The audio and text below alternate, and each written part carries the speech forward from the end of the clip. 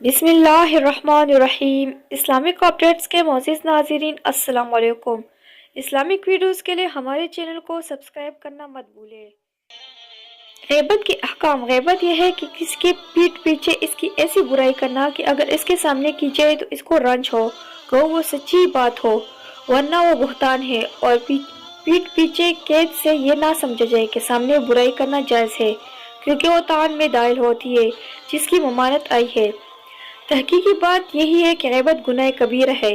جو غیبت سننے والا دفع کرنے یعنی روکنے پر قادر ہو اور منع نہ کرے تو اس کا سننا بھی غیبت کے حکم میں ہے۔ غیبت میں حق اللہ و حق العبد دونوں ہے، البتہ توبہ واجب ہے اور معاف کرانا بھی ضروری ہے۔ البتہ بعض علماء نے کہا ہے کہ جب تک اس شخص کو اس غیبت کی خبر نہ پہنچے تو حق العبد نہیں ہوتا، لیکن اس صورت میں بھی جس شخص کے سامنے غیبت کی تھی اس کے سامنے اپنی تکذیب کرنا یعنی اپنی غلطی پر بتلانا ضروری ہے۔ اگر ممکن نہ ہو تو مجبوری ہے۔ مرنے کے بعد ورثوں سے معاف کرانا کافی نہیں بلکہ غائب میت کے لیے استغفار کرتا رہے اور اپنے لیے بھی۔